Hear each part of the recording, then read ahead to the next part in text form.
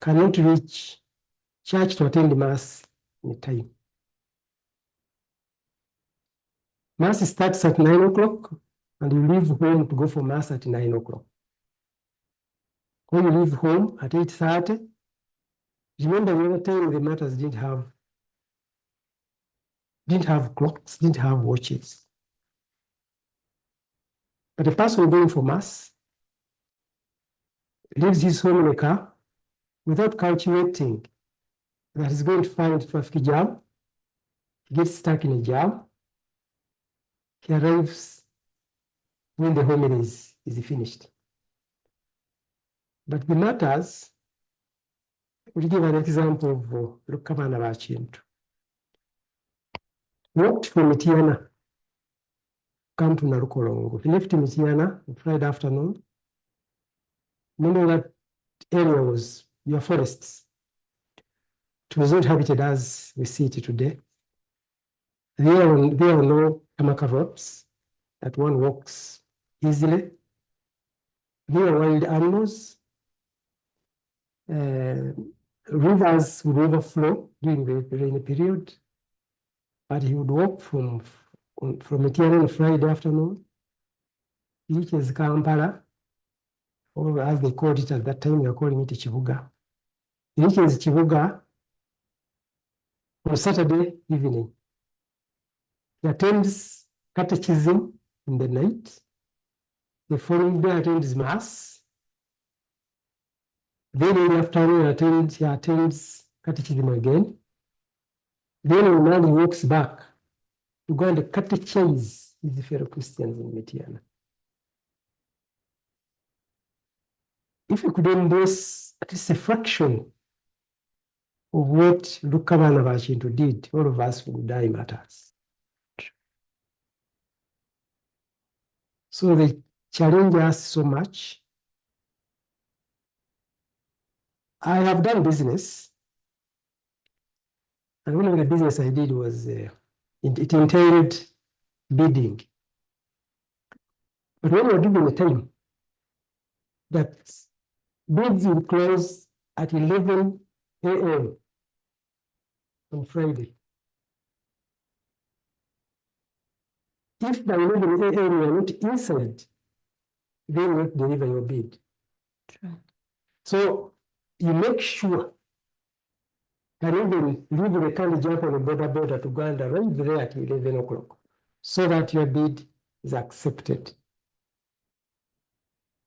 So should I assume that a person sees God as a lesser than his business? When you're doing business, you make sure you arrive in time, you do everything as it's supposed to be. But when it comes to God, you do as you wish. Whichever time I arrive, there's no problem. So they give us a very big challenge. And I think if you emulate them, many of us will die martyrs.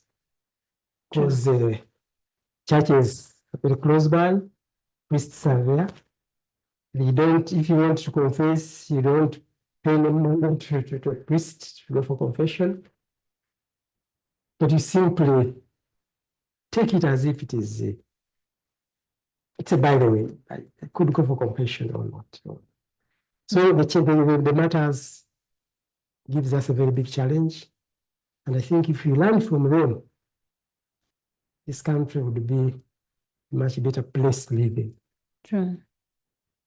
Which story of the Martyrs resonates with you more? We have many Martyrs. They all have their stories. So which of them resonates with you more?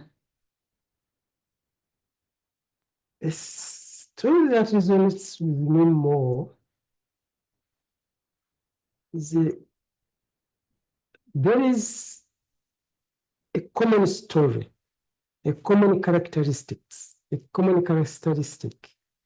which embodies all the Martyrs. And after their death, of course, their mentor, Penel Dawn, made a report. which eventually culminated into requesting them to make an investigation about the death of the martyrs. When that report reached Rome, Rome appointed a committee that was headed by Father Boutin. But Father Boutin, after reading that report, and he advised that they make a petition for beatification. They make further investigations, then they make a petition for beatification.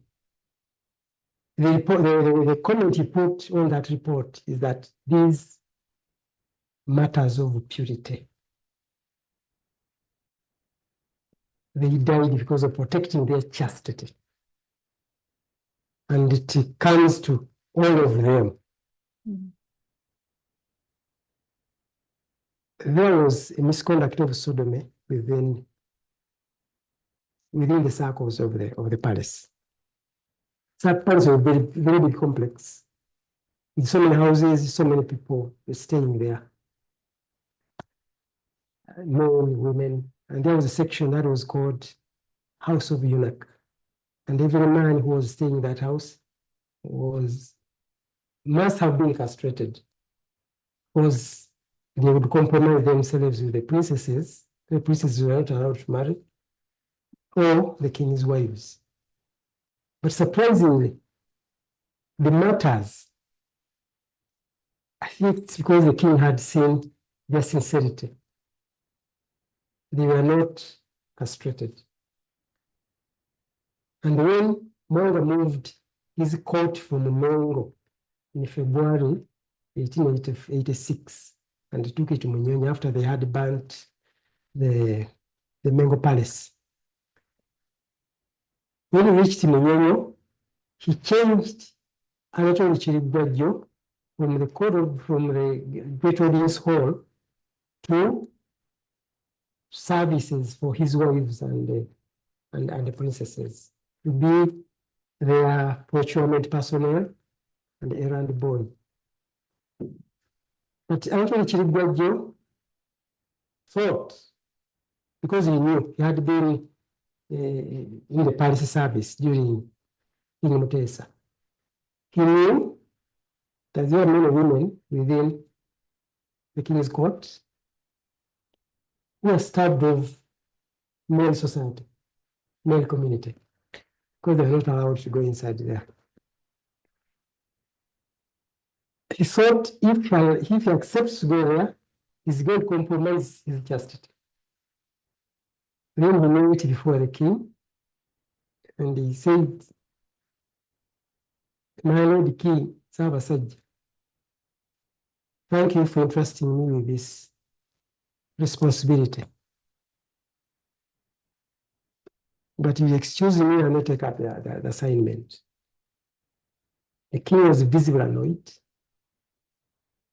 very annoyed. And he ordered for his imprisonment. He was in prison, and he told him, "Your fellow Christians will find you there."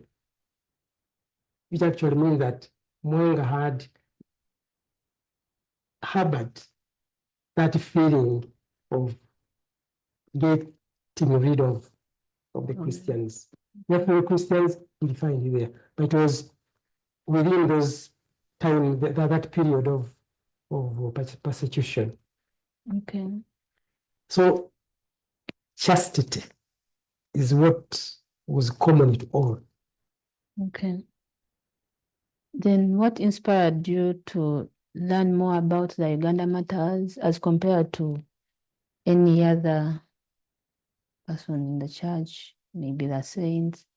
What inspired you to really be invested into the Uganda Martyrs? I wouldn't really say that this is this, but God does his things in a different way. But I read books about the matters, Uganda matters. And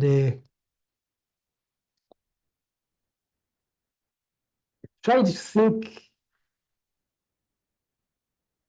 compare the matters, the period the matters learned the religion, how they learned it, what they did, what they went through, the difficulties they had, comparing it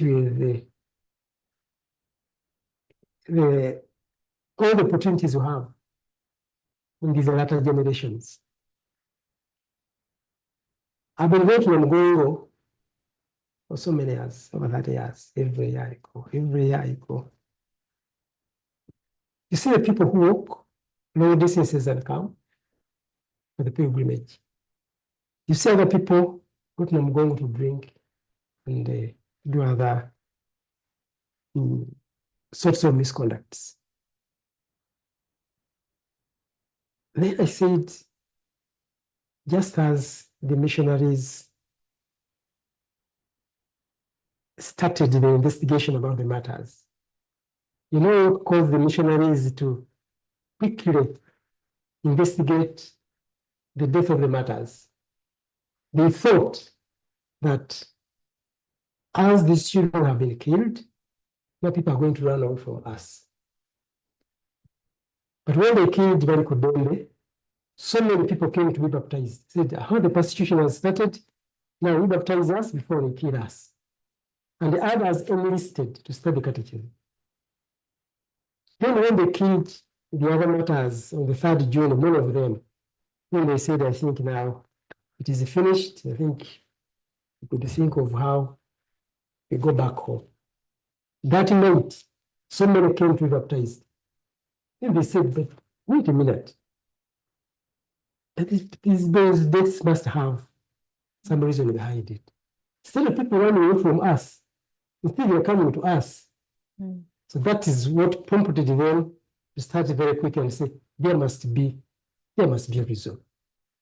Okay. But because there are some juridical reasons, I could not start the investigation so quickly.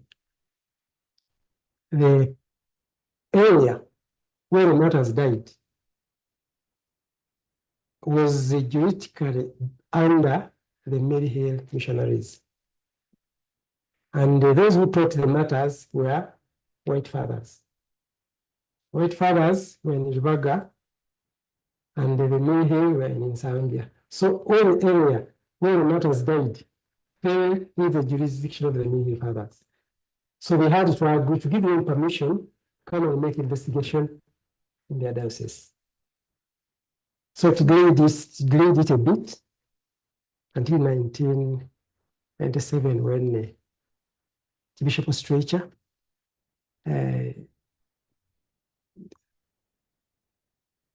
met Bishop Hanlon and allowed him to make an investigation within their diocese. That's when it started. But the idea had originated from that info after a misfortune had fallen within them. The catechist had been killed, and they thought they were about to close up.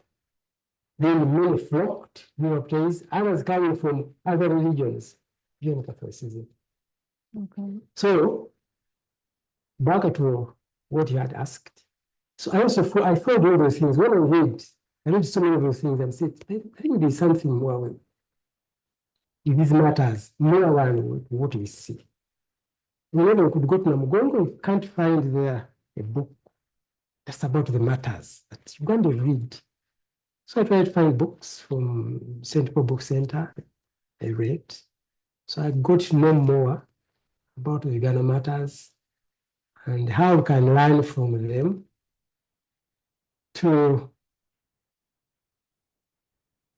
be better Christians.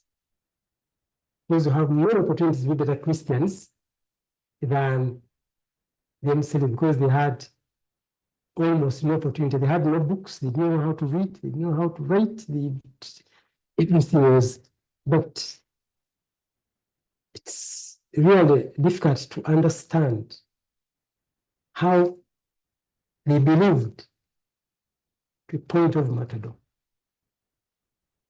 Up to this time, I really wonder what prompted them to accept.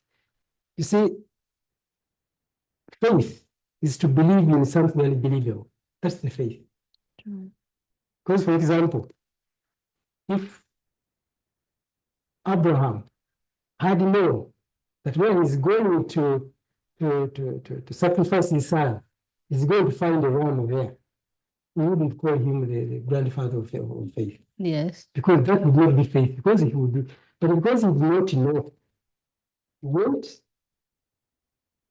to sacrifice his son. And God said, I have seen your faith. God wouldn't have said that. True.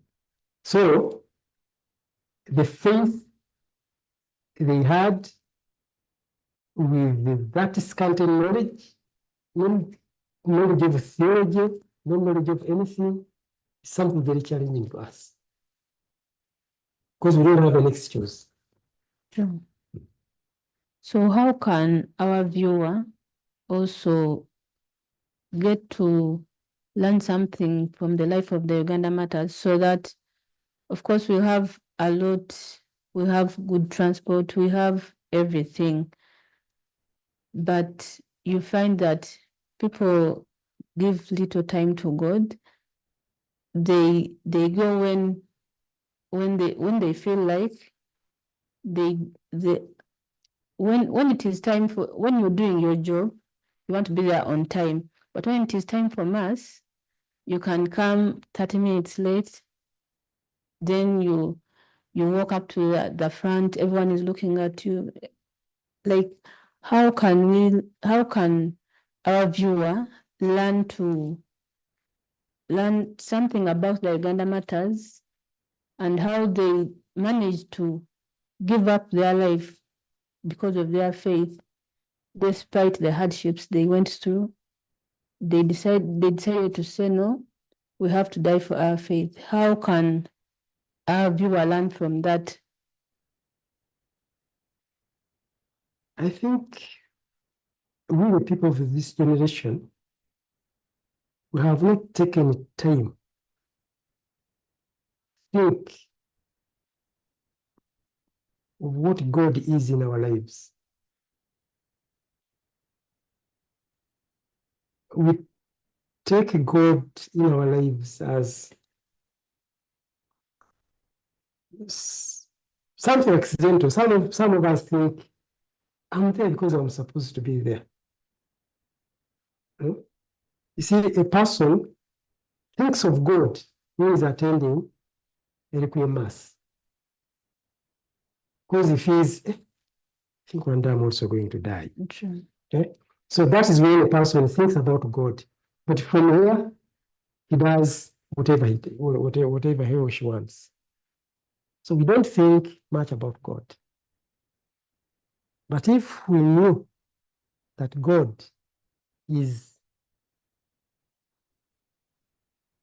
the one who holds our lives, is the one who is in charge of our lives, he's the supreme being that holds our lives, I think we would do much more than we are doing. As I gave you an example earlier on, when someone is taking a bid, whether it rains, that person will go. True. But when it is a little drizzle and it's Sunday, you say, but it's raining. When one could get an umbrella and he goes to church. It's because we have not understood what God is in our lives. That's why many of us are Sunday Christians. In 1 year, you attend 52 masses just on Sundays. But God allows you all the 7 days. But if one day he stops you, he stops a breath in you for 2 minutes, you are gone. At one time, I was called as a resource person somewhere. Then I gave an example, the COVID period. We passed through COVID. COVID could pass through anything. Someone who holds money and he has COVID, gives it to you, you would catch COVID. And a person who was admitted in the ICU would pay 5 million shillings per day to get oxygen. But the period you have stayed on earth, 30 years, 40 years, 50 years, 70 years, if you are paying 5 million per day, how much money would you have paid? But God gives his oxygen free. I don't know if any person has ever thought of that and say, by the way, God is really there. All those people who caught COVID and died were not the worst sinners. But why didn't it catch you? God has left you for a reason. So we have not integrated the supremacy of God into our life. We have not understood God. You see, going to church is not understanding God. Some people go to church so that he fulfills the third commandment. To honor God is the Lord is there. Just that. When it is May and October, someone recites the rosary because the church says so. The rest of the 10 months, it is on leave. So we have not understood God. If you had understood God, I think it would be one time, Padre Pio said that if people knew what is in Mass, there would be a traffic officer at every church entrance to make a smooth inflow and outflow. If they knew what is in that Mass. And the Padre Pio is one of the most modern, the modern saints, because he died in 1968. So he's very modern, but he said it, and I think you have not really understood it. We have remained Sunday Christians, and that Sunday, there's a friend who went to church. He went to church. He found the Mass midway at the homily. When the Mass ended, he waited for a second Mass. Attended it. When he reached at the homily where he entered the other Mass, then he left. He says, now when we join the two, I have completed the Mass. So it's even to the seat. Do you understand what you are doing?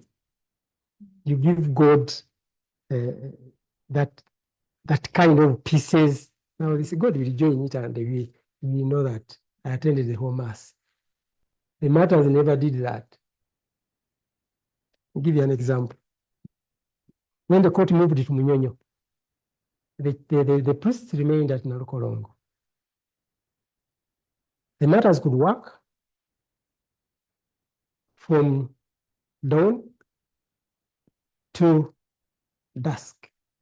When the king goes to sleep, then they walk from Munyonyo to Narukolongo to study catechism in the night. They go back before the king wakes up. And then for the following morning, they are at work. The Martyrs and the other Christians who are working, because now we talk of the Martyrs because they are the ones who are profiled. They were so honest that some of them we did not want them killed, like Andrew Kagwa. He struggled to see that Andrew Kagwa is not killed. The Katikiro, Mukasa, asked the Kabaka, now we're going to kill your chief's children. And they leave the one who taught them. He said, I can't kill Kagwa because he's the leader of my dramas. Who do that job? He said, so you have accepted to kill your servants, your chief's children, and leave those who taught them. He's going to teach others. Then he reluctantly said, okay, Then he rushed, ordered the executioner take him and kill him. He said, cut off his hand. I want to see it. I want to eat it before I see his hand. Because Mwanga was a young boy. At the time when he killed the Martyrs, he was 18 years. He was born in 1868.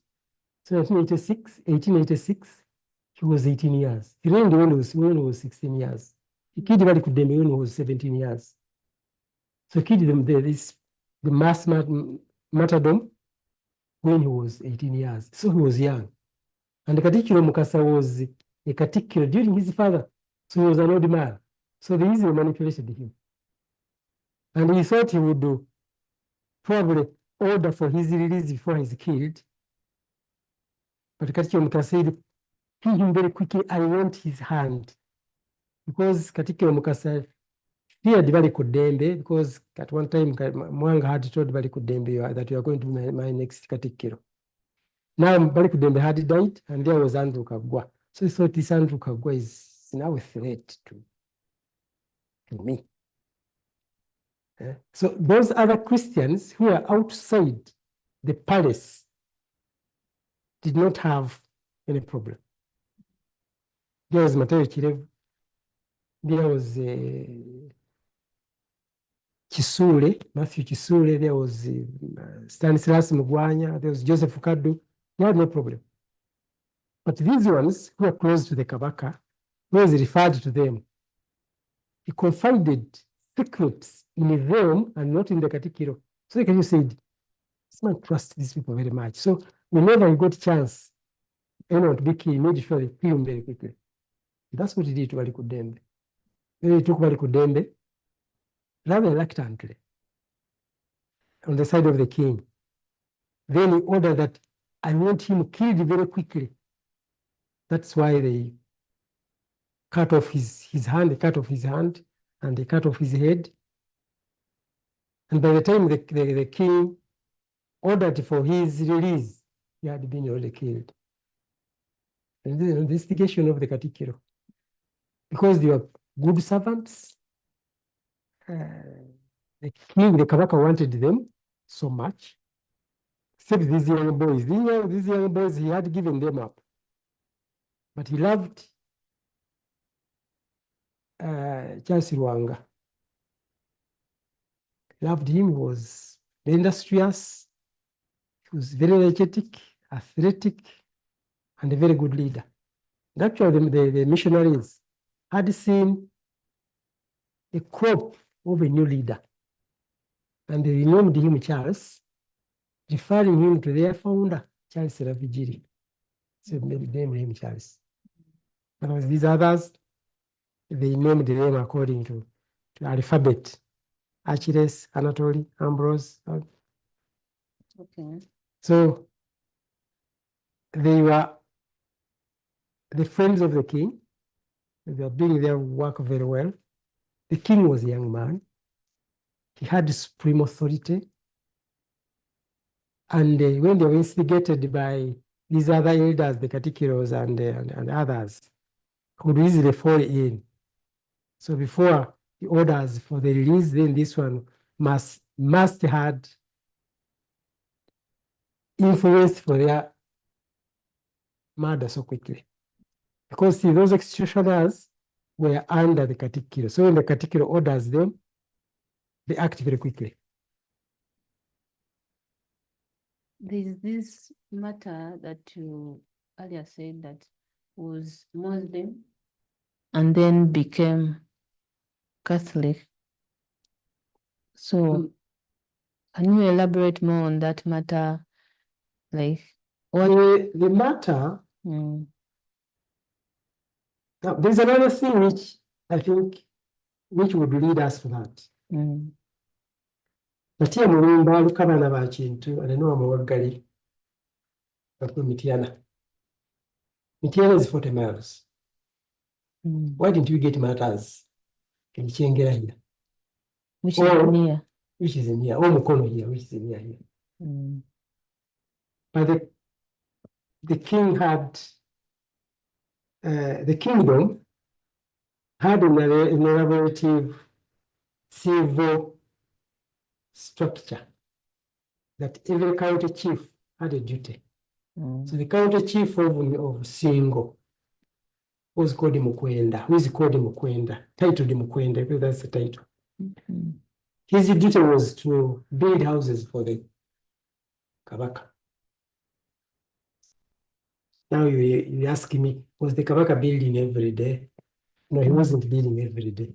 But whenever he got guests, he was building for them. Okay. So when the Arabs came, Mutesa called Mukwenda, come and build for them. And Matthias Mulumba was his deputy. So he came along with his deputy. And the Arabs taught them Islam. And Matthias Mulumba at one time was a professed Muslim. And having 4 wives, it was okay. So when the Anglicans came, they brought Steve Mukwenda to come and build for them. He came with his 12 nuns. Matthias Mulumba and Lukabana Bachindu. And see, when these missionaries came, the first people to get in contact with, the first thing we are telling them is about faith. So when they heard what the Anglicans taught them about faith, they said, according to what they confided in to Mapela and Livignac, that the Anglicans' mode of faith was superior to that of Islam. And they gave some reasons, which I may not go into. When the Catholics came, they still called them, come and build for them. So as they're building for them, they're also doing the same, catechizing them. Now, Matia Mulumba had a comparison of all of them. Until he said, I think, a man who gives up marrying because of a God, that must be the right God. It's a bit of what is swayed there. A man could leave a woman, and because of God, I think that must be the true God. So they left all the others and they started learning Catholicism. That was 1879. Started learning Catholicism. So when they went home, they taught Catholicism to their people in Mitiana. Okay. So that is how the faith, the Christian faith, reached Mitiana 40 miles before these within the 10 miles radius had not learned it. Because those who were not in the palace had no chance of, because there were no communication, no radios that we hear on the radio. Sandra so has come, he's saying this and this. You had to come in Nalukolongo. And how do you know there's something like Nalukolongo unless it has come to you? So the missionaries never walked out of town, and fewer people got to know about faith at that time. So it is Matthias Mulumba who took faith there. Now, in 1882, when they were preparing them for baptism, he told them you have to leave. Actually, further, they came for when the missionaries were handing the houses over to the missionaries. They asked for baptism. The prayer told them with the Mukwenda that to start learning catechism, you must leave. To start learning catechism, so that you could be baptized, you must leave all the women and stay with one woman. Which is hard. It became so hard for Mukwenda. Mukwenda said, no. Religion is good, but it is difficult. Matthias Mulumba said, I will leave them. Then he went. He had 4 wives. He told the 3, both of them went together. told the three, number 2, number 3, number 4, I love you so much. But the faith I'm embracing tells me I should have one wife. I have not, it's not that I don't like you, but I'm going to stay with the elder woman. Keep the houses I have built for you. I look after you, but I'm going to stay with. He said, call him Chikuva. I'm going to stay with this elder wife. Because they cast, they said this and that. You have bewitched our husband, you have done what? So he started learning catechism after. It was only towards catechism that he left them. He left them in order to be registered to study catechism. Okay. So he started studying catechism, and in 1882, in April, he was baptized. That is a very big step. It was a very big step.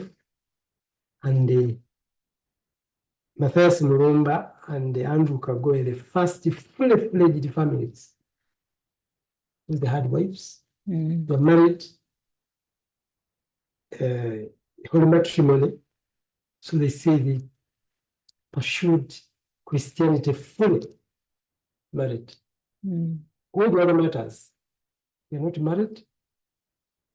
They had no wives elsewhere, except at one time, a little earlier, during Mutesa's time, Mutesa gave Urosero Nkuma one of the slave girls. It was a Musoga. He lived with her. She even got pregnant.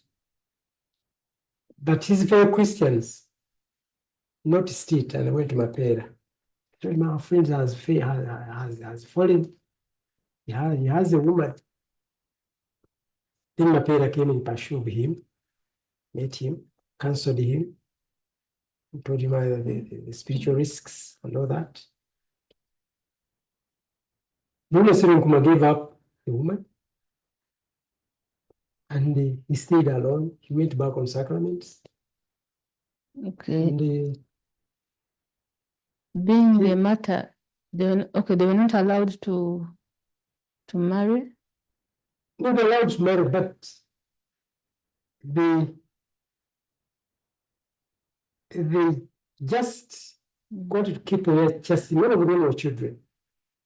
Those who are not children, there was Matthias, there was the Rukamana Bachintu, there was Noah Mawagali. Charles Wanga was 26 years, he was old enough, but right from start he had vowed not to marry. He said, I want to be like a man's. I would not marry. Maria Muzei also said I will not marry. And he actually professed before Mapera that I will not marry and I will not do anything without your guidance, without the guidance of Mapera. Whatever we were supposed to do, he would ask first whether he would do it or not. So surrendering himself to the authority of the priest. So he was an old man, but he didn't have a wife. Jose was old now, was 35 years, he didn't have a wife. And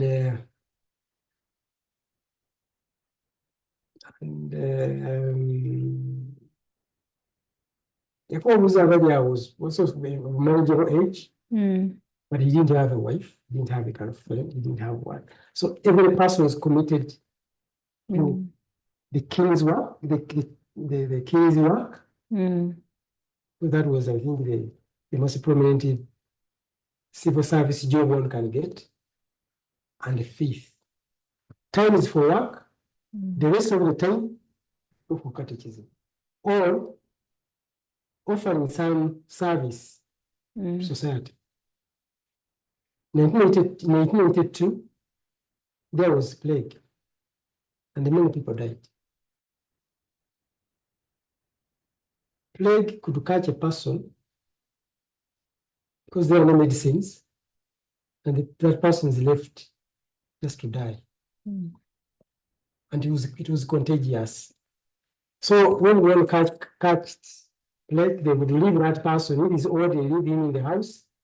With their hearts, they leave him in the house and they move and go to another place. Mm. When that person dies, they don't bury him, leave him in the house where he has died and they move to another place. When he's energetic, they chase him out of the home. So Andrew Kagwa and Yoramari Mzee moved around and looked for those people, brought them within their homes, counseled them. Those who looked to be terminally ill that they could die, they baptized them. So they were left to do such jobs. But mark you, it is those who are outside the palace who are doing that. Mm. The Andrew Kagwa was staying outside the palace. And Yoramari Mzee, during Nanga's reign, he was not in the palace. He was not readmitted in the palace, palace work. So he was outside the palace. And the reason for not admitting him, when Mutesa died, they gave Yoramari Mzee the job to look after the grave of the Kabaka at Kasubi. Okay. And many people, including princes and princesses, used to come to the grave to make some rituals, which he felt it was satanic. And he ran away from the job. And that was a crime. So he could not come back to the son of the Kabaka when he had done to the job they had given him. So that's why he was not in Mwanga's service. Otherwise, he was close to Kabaka Mutesa, and he died in their hands together with Joseph Waliko Dembe. Mwanga would have brought him back. But he did not, because he had that case of abandoning the job that the palace had offered him. So you're asking about Matia Mwemba's Yes. triple religion. Yes. Triple religion. He was a Muslim, he became an Anglican, he became a Catholic. So that is how it came about. The others did not have wives. Some of them were children. Those who are not were committed to work the rest of the time, catechism. Another free time was to move around, and whenever we were discussing religion, whenever we were going to discuss the religion, and the converting those who were not Catholics. Because when the missionaries went to Tanganyika in exile, these young men did a lot of work, converted many from the traditional faith, from Islam and from Anglicans, converted them to the Catholic Church. The missionaries left 20 baptized Christians and 300 catechumen. But when they returned, throughout Uganda, there were 8,000 whom they started examined to see whether they have understood fully to be baptized. So their task thereafter was baptizing. Okay. So that is how the Martyrs followed the religions. And by the way, Mzee also at one time was a Muslim. He was called Jamali. Okay. But the others did not embrace it fully. Joseph Kudembe learned it, but he was not enrolled in it. So when the Catholics came and he got in touch with them, then he just fell out for them and did the undoable. Because he was baptized in Aleppo in April 1882, and the missionaries left in November 1882, and he was elected to be the head of the Laity at that time. Okay. Now, Amance and Mapera when they came to Uganda, they didn't know the local languages. And also the people they found here did not know yes, they didn't know English. So how our listener, our viewer may be wondering, how were they able to communicate and then have this done? See, when Jesus was teaching, he said those who believe will do so many strange things, strange to people. They speak languages. Even if they catch snakes, when they bite them, they will not die. The missionaries, when they were coming to Uganda, because their journey was come to Uganda, after reading the report that Stanley had, that Stanley had published in the Daily Telegraph. Okay. So he passed through Tanganyika and he learned some bit of Swahili. Okay. And the Muslims here had taught some bit of Swahili. So those Martyrs understood some bit of Swahili. So when they came, they staggered into those languages. They didn't know Uganda, but they tried to write the prayers in Uganda, mixing it with Swahili. And the people they were writing for did not know how to read. Some of them had learned reading the Islamic alphabet, but it is different from this alphabet. We read these other languages. So God blessed them. Because when you see the prayers as they were written, and the people who were writing did not know how to read it because Uganda didn't have the grammar to follow. They write like this. So the missionaries were writing, following the voice, how the voice, it's how they are writing. Say, kulinya. They're not writing W-N-Y-A. They were kulinya, following the vowel as the vowel moves. Is like someone writing music. Okay. That's how they're writing. Okay. But it's one of those things that surprise us. That they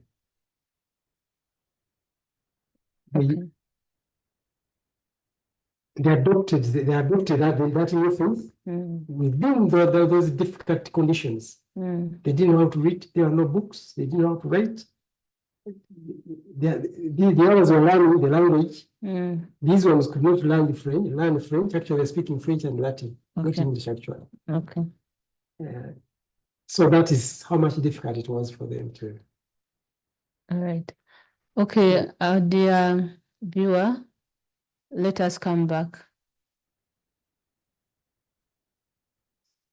Okay. Can you please summarize?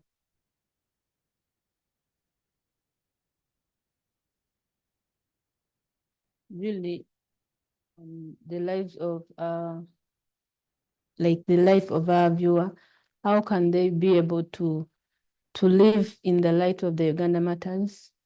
What I advise my fellow, I cannot say fellow Ugandans, because the program goes beyond Uganda. I not say to my fellow Christians, because even non-Christians listen to the program, but try to read books as much as possible. Every wisdom, every secret, every good things is written in the books. Read books, you understand. Okay. You cannot follow a person whom you don't understand. When you understand the lives of the martyrs, you can check yourself and say, wait a minute. Is this all I have been doing? But if you understand their lives, then you cannot follow what you don't know. True. When I always think of a man walking to come and listen to the word of God, go back and teach others, not to come to trade, to go and sell and get money, but to learn, go and teach others.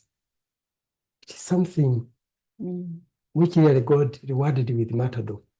Okay. The martyrs were rewarded with the crown of martyrdom because of what they did, and the belief, the faith they had is incomparable to what we see today.